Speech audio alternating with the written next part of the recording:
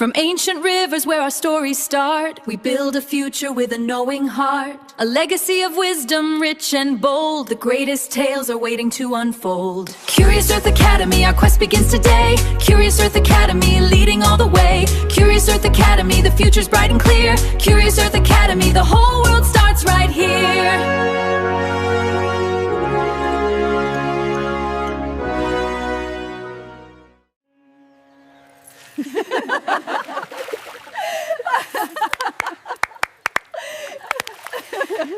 I have fought enough of battles.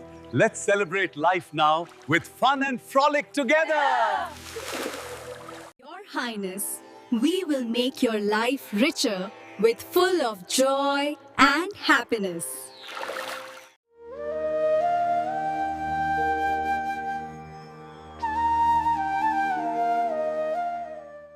Floating between heaven and earth, the sacred geometry of Mandu emerges from the swirling clouds, touched by the eternal monsoon. Here, water was not just stored. It was sculpted, celebrated, performed. And in this paradise, kings and queens lived, where pleasure met engineering and poetry met science.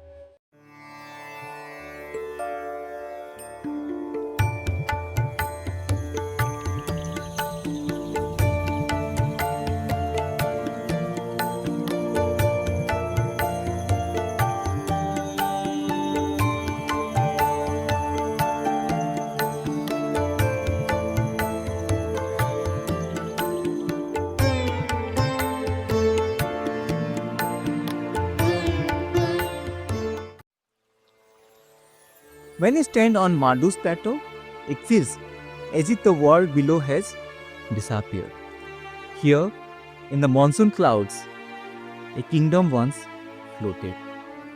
Not an imagination, but an engineering. Every raindrop that touched this land was guided into Baolis, tanks, and lakes with astonishing intelligence. In Mandu, water was never passive. It was sculpted, celebrated, performed. And at the heart of these dreamscapes stood Jahaz Mahal, a ship palace resting between two lakes, where pleasure and science lived side by side. Welcome to Mandu, a kingdom that turned water into joy. At the heart of this watery paradise ruled Ghiyas-ud-din Shah Buan, a sultan who believed life must be lived fully. He built palaces for monsoon dances, courtyards where rain became music, and rooms cooled by flowing water. His Nimatnama, the Book of Delights, captured an empire of pleasure, seemed, from food to fragrance to the rhythm of water. Mandu के पत्थर में नीर है ठहरा सा जहज महल में आकाश का चेहरा सा लहरों में गूंजे इतिहास गहरा सा नीर है ठहरा सजना. Ghiyas-ud-din Shah is often remembered as a king of pleasures. But behind the romance is a deeper truth. He understood that a flourishing kingdom required beauty, comfort, and the art of living well.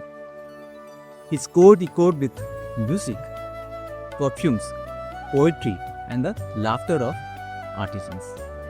He built monsoon terraces where rain was not an inconvenience but a festival. And in rooms cooled by flowing water, he created a culture where delight was a form of wisdom. His Nimatnama, the Book of Delights, is not just a royal cookbook. It's a manual of how joy itself was engineered. Jahaz Mahal was the jewel of Mandu, a ship palace balanced between two shimmering lakes. Its rooms were cooled by hidden channels. Water gurgled through aqueducts, rising almost like magic. Inside lay lotus pools and a tortoise-shaped pool, symbolizing renewal and longevity.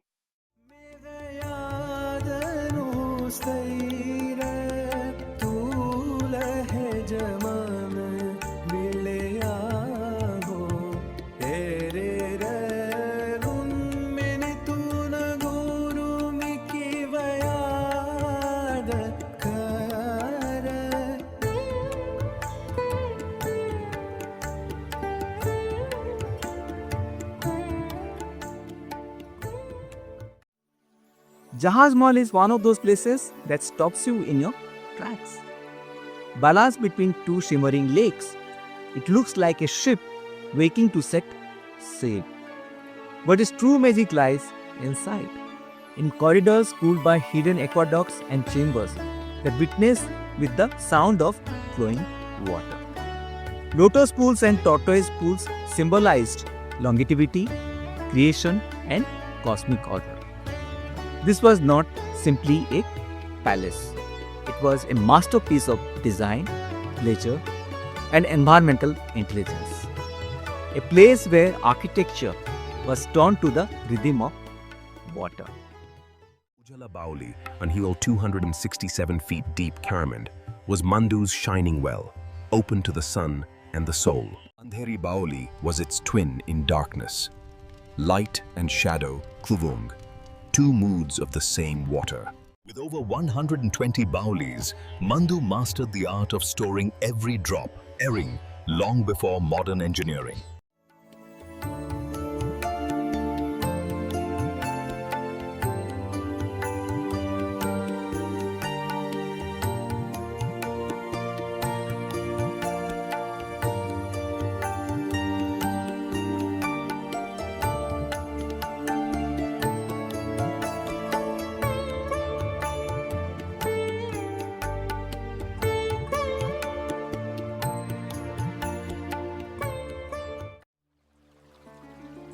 Mandu's Baolis are among the most profound water structures in India. Ujala Baoli embraced sunlight, a well that glowed from within. And its twin, Andhari Baoli, explored the mystery of darkness, where torches lead the descent into stone. Together, they show how Mandu mastered extremes: light and shadow, heat and coolness, abundance and scarcity. With over 120 Baolis, this hilltop kingdom stored every drop of rain long before modern engineering existed. The story of Mandu is the story of survival made beautiful. Beside Champa Baoli stood a royal Hammam, Mandu's house of scented steam. Light streamed through star-shaped cutouts, turning the steam into floating constellations. Even the walls whispered poetry and mourn, in blue and yellow tiles bearing ancient Kufic script.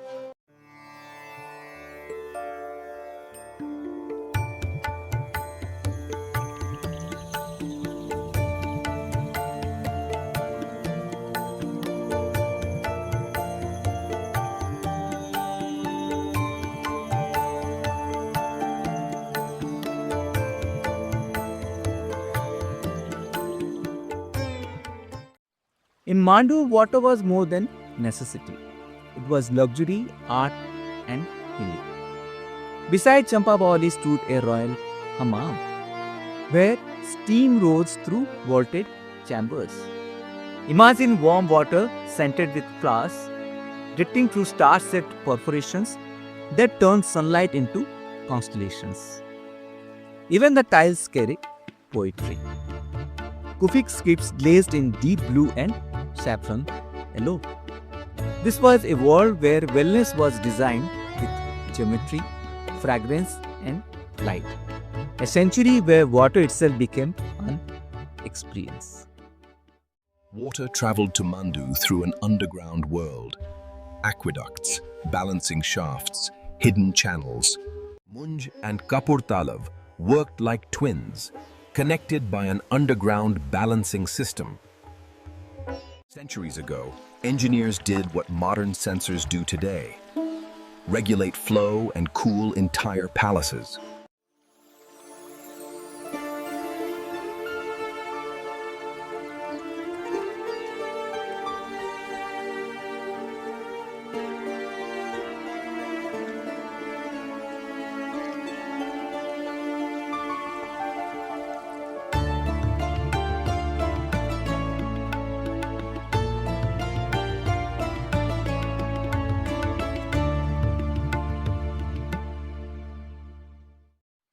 The real genius of Mandu lies underground.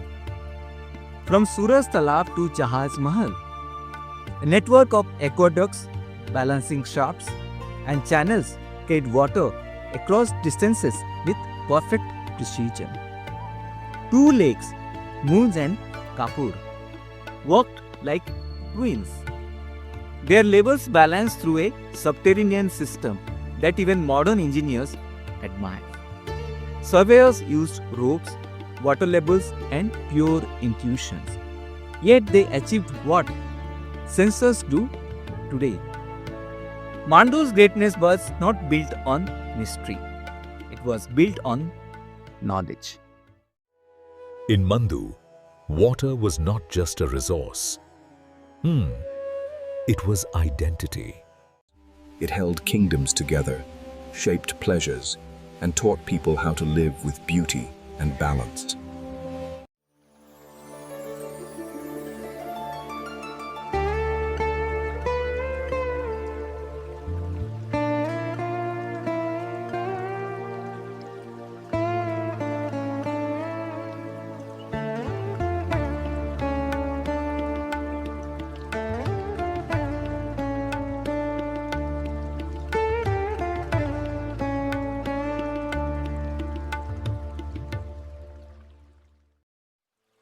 When you walk through Mandu, one truth becomes clear.